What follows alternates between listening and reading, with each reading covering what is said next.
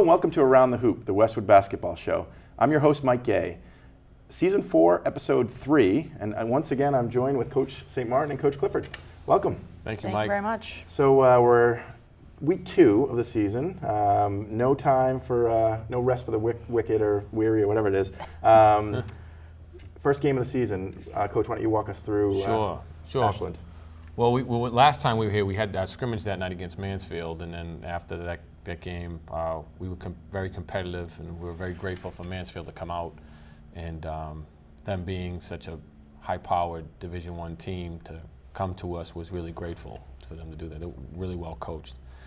And then we practiced, and then had our first game, which got moved because of snow. So all these snow days have been kind of throwing monkey wrenches into the schedule, but we finally played Ashland at home and started out the game on a good little run, and then we lost our focus, and that same aggressiveness that was in the scrimmages versus BC High and Ashland, we lost that piece for some unknown reason, and allowed the game to be closer than it should have been at that point. And credit to Ashland, they stuck with it and did some really great things. And then in the fourth quarter, I think our press really wore them down and allowed us to get some turnovers. And key player, who is going to be the player of the week, was Pat Riley. We got him here because of his leadership, and also he made a couple of great hustle plays, diving for a lot of loose balls and deflections and steals during that fourth quarter run that really put them away.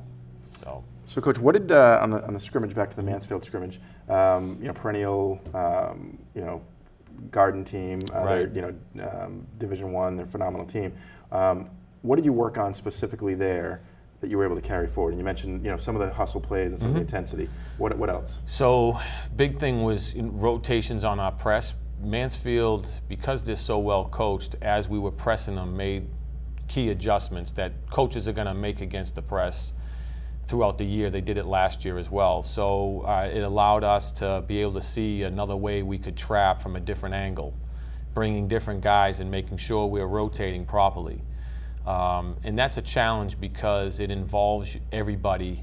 It's not just one or two people. So there's rules to it, but there has to be some flexibility within the rules. And you have to see and communicate really well. So against Mansfield, we did that very well. They made a great adjustment, then we made another great adjustment, and it was like a chess match the whole game, and it allowed our guys to see that. Against Ashland, we didn't make those same type of adjustments that we talked about. We didn't execute as well as we should have, but as the game goes on, we were able to play so many guys, because that's what we would like to do, and keep the press on. It forced them to get a lot more tired than they would like to be, obviously, and they had to rest some of their key guys, and then we were able to go on a little bit of a run there. Have you instituted the Grinnell No, offense? yeah. 30 seconds in and out? Yeah, not quite? No, that team's amazing. I don't know about that. There you go. Coach Clifford, the girls off to a good start. Yeah, so we opened up last Friday night in Bellingham. Slow start to both of our games. It's a habit we need to break, like starting tonight. But we got off to a little bit of a slow start, but I think it's first game jitters and things like that. But we definitely settled in, turned up the defense a little bit. We've been relying on our defense to create some offense for us, we've been successful with that twice. So we were able to open up a lead on Bellingham in the third quarter, never looked back, so we beat them pretty handily, which was a good start to our season. And then we got iced out. I don't even know if it was snowed out, but iced out on Tuesday. Boy. We went to Ashland on Wednesday, so we've gotten 2 of our pretty decently long road trips out of the way, which is nice, but we're able to get another road win over there. Again, started a little bit slowly. We turned up the pressure a little bit, and that helped us.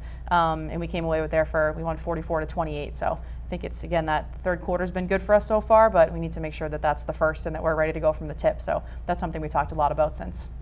So we've talked about this in the previous couple of episodes. You had really no time to install all of the things that you wanted to a week ago, right? So you were right into your first games with the snow, the delays in tryouts. First games came quick. Have you been able to install, for the most part, what you want at this point? Yeah, I feel like we're a little on the fly. Like over in Ashland on Wednesday, they went to a 2-3 for a little bit, and we really haven't put in anything against a 2-3. Coach talked last episode about just identifying themes and knowing where the gaps are and knowing how to attack, even if it's not in a set system or set play. to be able to do that. So they went to the 2-3. I grabbed my board immediately, ready to call a timeout. Our first couple of possessions, we actually got the ball moving pretty well, so I was happy with it. We talked about some adjustments in the next quarter break or whenever it was, but yeah, I think that's going to continue to happen. We play Medfield tonight, and they've done two very different things against their two opponents. So yesterday was a big teaching day and just walking through a lot of things so that hopefully nothing will catch us by surprise tonight. And that's a risk, every team you walk into every night. But yeah, there's been a lot of, it's that balance at practice of, okay, now we need to stop and do the teachable moments, but then when we snap back to something competitive, it's got to be the high intensity. And the girls have done a really good job in doing that, right? Kind of that, downtime physically, but you really need to flip the brain switch on, and then getting back to playing as hard as we're used to playing. Right. So I give the girls a lot of credit. It's been tough. Yesterday especially was just we were all over the place, but we had a lot of ground to cover, and we did. Hopefully it'll pay off tonight, but yeah, it's been, the short preseason has been interesting, especially in a year that we have so much turnover and just new faces and things like that, but the girls have been doing a good job so far. Talk about that for a minute. A lot of new faces on the team, and not just faces that are going to get playing time here and there. Contributing players in the team. What have you seen with those new players and then the leadership from the seniors in helping them out? Yeah, the leadership's been great. Just kind of setting the example of how we practice, and I think I talked last episode that it's more how we play than what we're doing. So that we'll continue to work on the what, but that how has to be consistent, or we're not going anywhere. No matter what we draw up, no matter who's hitting shots, even you need to be able to play hard. So that's where we lean on our seniors and returners to do that. And our younger kids have bought in. They're serious. They're hardworking. Are a little too serious. I'm trying to get my team to have a little more fun. One, because I think you should enjoy the experience, but also I think it helps our style of play if people are a little bit more outwardly energetic. I think we're motivated and we're working hard, but that's something we've talked a little bit about too. And I think the new players are just still getting acclimated and that, but we've thrown them right in. I mean, we only have one returning starter. It's Sarah Roycroft. She's here today. She'll be on in a few minutes. And everyone else is either new to their role or new to the varsity level. And there's a lot of adjusting going on, but overall, people are doing a really good job. That's great. Coach, anything you want to add? I know some of the underclassmen, including freshmen, getting playing time in the Ashland game. Yes, and again, we also have guys coming back from injuries. Coach has experience in that as well. You're never going to cover everything.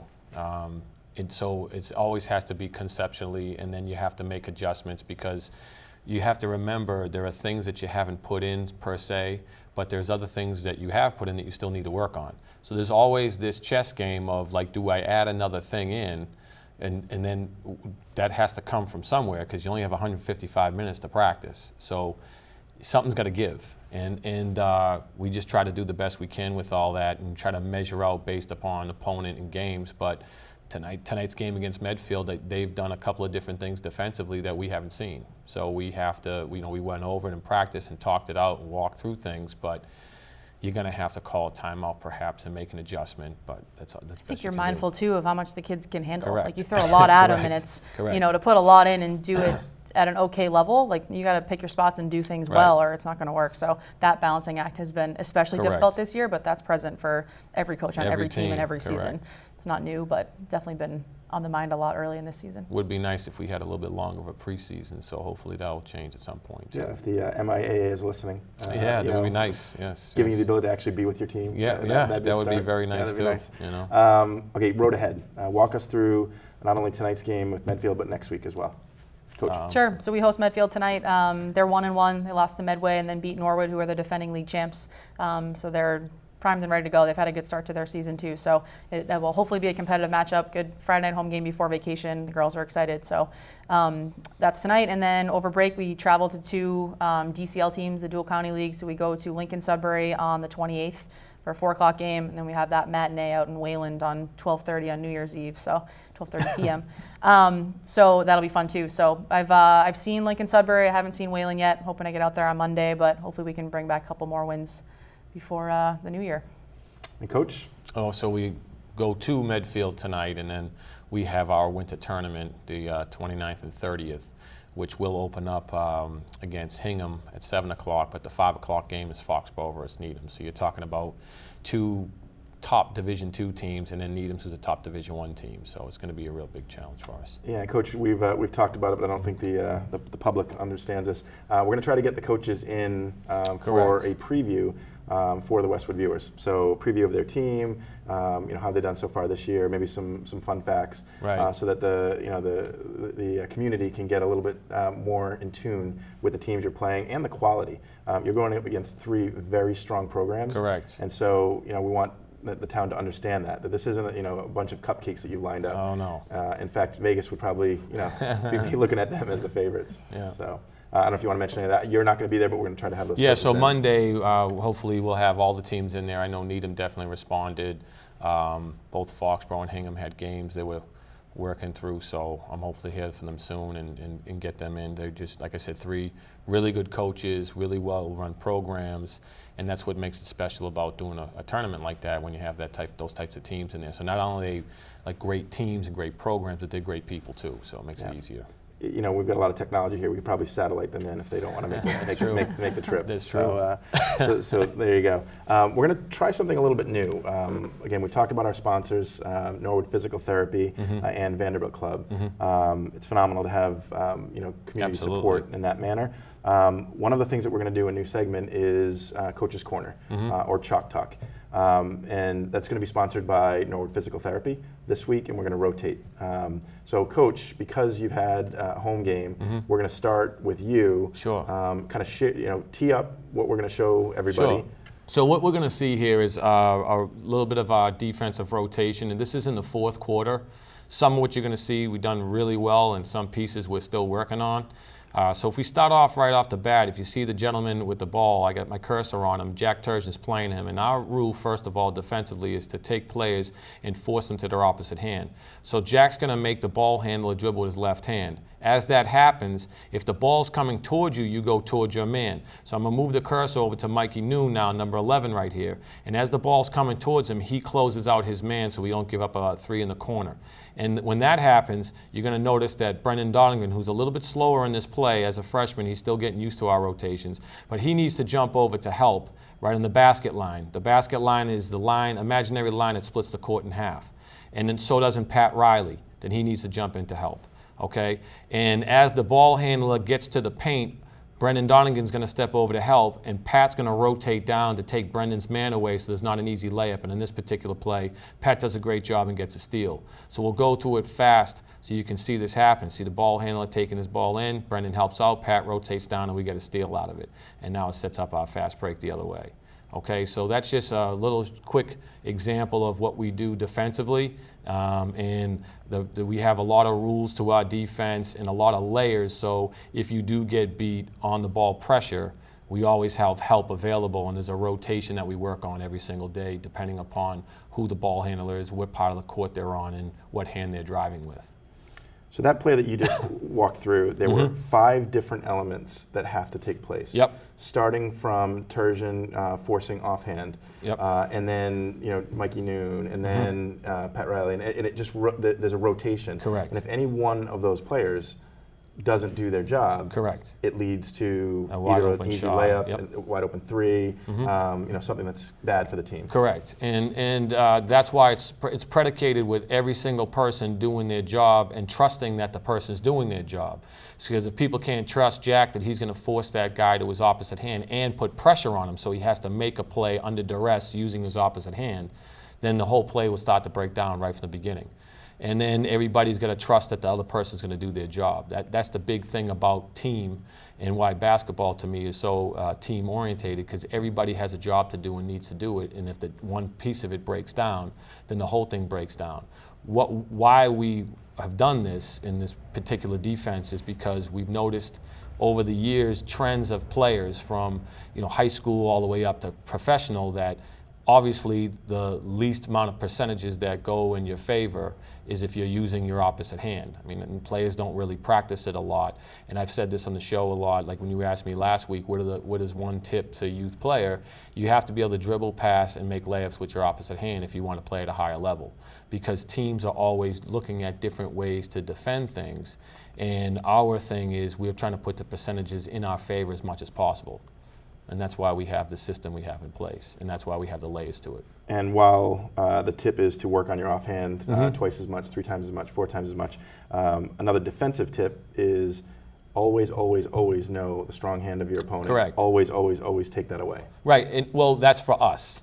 For other teams, for youth as well. I'm saying that's a skill set. Correct. That we teach. Yes, and in other programs have like some programs force to the baseline, some programs force to the middle. We just happen to force to the opposite hand, thinking it's going to be harder for teams to be able to score. Doesn't mean they won't. It's just the percentages are in our favor if you have to do that the entire game. That's why we do what we do. So again, I want to thank Norwood Physical Therapy for sponsoring Chalk Talk or Coach's Corner. Coach Clifford, we're going to incorporate the girls' film into this next week. We're also potentially going to run some highlight videos as well. We're taking an elevator to the top here with Around the Hoop. Big time. Big things coming. So why don't you tee up the player spotlight? Yeah, sure. So Sarah Roycroft's here today. She's a senior captain for us who been playing a ton, and we just rely on to do a lot. Be one of our most important players on defense, rebound the ball. She's been dribbling the ball a little bit more and pushing, and just sort of her role has evolved over the last 3 years. And then we look for her offensively to be a presence inside. The off the court stuff, the intangibles, are her leadership. There was one stretch in Bellingham where we just had a couple careless turnovers and things were getting sloppy, and she, pulled everyone in without me needing to use a timeout and kind of not got in people's faces, but just got on the girls and said, like, this isn't what we're doing. We need to make sure we, just relax and play better. And when you have kids that will do that on the court and kind of, say the things that you're thinking on the sideline, again, to save you that timeout and to be able to make that point is really helpful. So she's been great for us so far this season. That's great. And Coach, on your side? Pat Riley, he's been a senior captain, been fantastic. And the thing that separates Pat this year is even in drills in practice. We have one drill in particular, it's called Celtic Fast Break, where you have to have like 175 layups in a certain amount of time. And there's penalties for things that are miscues with passing and missed layups, etc. Nobody goes harder than Pat. And he sets the tone right off the bat. And again, in the Ashland game, if you watch the game, you see his hustle plays, him laying out for loose balls.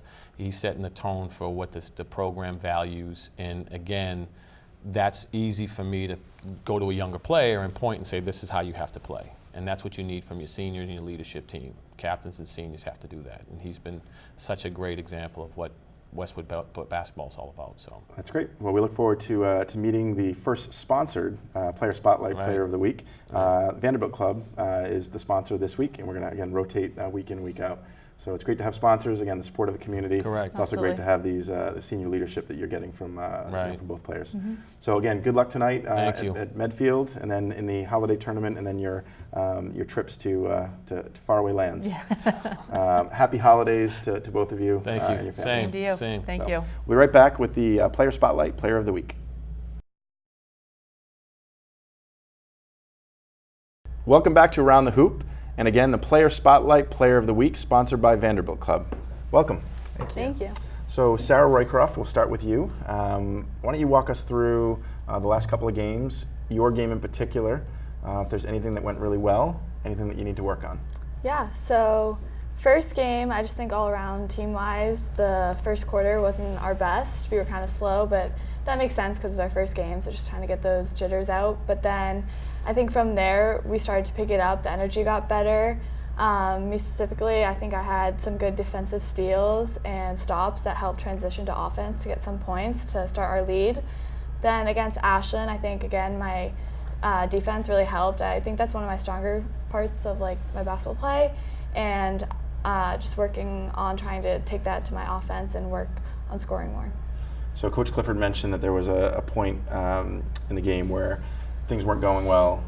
She was getting ready to call a timeout, and you pulled the girls together. What gets you to that point, and then where did you get the confidence to be able to have that kind of leadership? Yeah, I think it was just the first couple minutes, and we were just making some sloppy mistakes, and you can see it was nerves. And after our scrimmages, I knew we were better than that, and we could come out and really show them what we got. So it was during a foul shot, and I just told everyone to come here, and I was telling them that we're all good players. We all know we're good players, so we just need to take that and show that on the court. Awesome. So Pat, I want to start with, again, congratulations to both of you, but my disappointment in you. Last year, you were on this episode, and you wore a pretty terrible holiday jacket with a bow tie. Yeah. And because technology is so advanced here, we're going to do a side-by-side so that jacket still lives. All right. So I'm disappointed you didn't wear it today, but sorry. don't worry. People at home will get to see it. Okay, good. Okay. Yeah. So now that that's out of the way, why don't you walk us through your game? So we had a tough situation too because of the snow where we didn't get to practice the day before our game. And then I also so we got to the day of the game and I realized that it was kind of weird how wow, I'm the oldest kid on the team now. There's no one else that was going to give the pregame speech anymore or calm me down if I'm nervous. That's my job now. So I recognized that at the beginning of the game. And we came out strong. We played well. We had some seniors who were playing calm. And then as the game went on, we kind of lost our energy. And I think that was also because we got some subs in. Everyone was still playing a little bit nervous. So it took a while. Our shots weren't falling. And Ashland actually came back a little bit, got it down to a 6 or 7. So we were only up by 6 or 7 points. So I think I realized that we had to pick it up on defense, just overall energy, and we had to play competitive instead of nervous about making mistakes. So I think we kind of just sparked in the third quarter off some steals and some defensive plays. So then we actually turned out going on a run in the fourth quarter and winning by 24, I think it was. That's great. What are you both going to be working on going into the next run? So one game tonight against Mansfield. Boys travel to, girls are hosting it at Bader Gymnasium, and then the holiday tournament, and again your non-league games. What are you going to work on over the next few games? We'll start with you. Just really my offense. I want to start scoring more and keep up with my rebounding. I think I'm a pretty good rebounder, but I should be taking those offensive rebounds and trying to go back up with it and taking that contact and being strong. Awesome. Pat? Yeah, same stuff on offense, playing confidently, having confidence in my shot and my teammates. But also it's the mental aspect where we need to practice like we play because we practice hard. So we have to make sure that we're giving it our all and we're playing competitive because we want to win. Awesome. Well, again, congratulations. You are the first sponsored Player of the Week, Player Spotlight with the Vanderbilt Club. And then the next episode, Norwood Physical Therapy will be sponsoring it, so we'll have a nice little rotation. Cool. I'm sure we're going to be seeing both of you based on the contributions that you're making to the team, not only in your play, but also your leadership. So keep it up. Happy holidays to both of you. Thanks. And good luck tonight. Thank you. So thanks again for joining us at Around the Hoop, the Westwood Basketball Show. I want to give special shout out to Erica Adams, Connor Lynch, and Melinda Garfield, the staff at Westwood Media Center. They're phenomenal resources to our community. If you haven't been down to 15 Purwall to check out the studio, definitely make it a New Year's resolution. Westwood Media Center will be closed over the holiday season, starting on Monday the 23rd of December through the new year. But again, get in here to see the facilities. An amazing studio, amazing technology that is a resource for you here in Westwood. Special shout out again to Vanderbilt Club and Norwood Physical Therapy, our two sponsors, for Around the Hoop as well as all of the boys and girls coverage throughout the course of the season. We're going to get both Sue Young from Vanderbilt Club and Mike Kane in to talk a little bit about their organizations and their special ties to Westwood basketball. If you'd like to get involved with this show or Westwood basketball, we're looking for announcers for the different games and also people just to get involved to help here as we're filming this show. I want to thank again all of you for being a part of this community, part of Westwood basketball, and happy holidays to you and your families. We'll see you next time.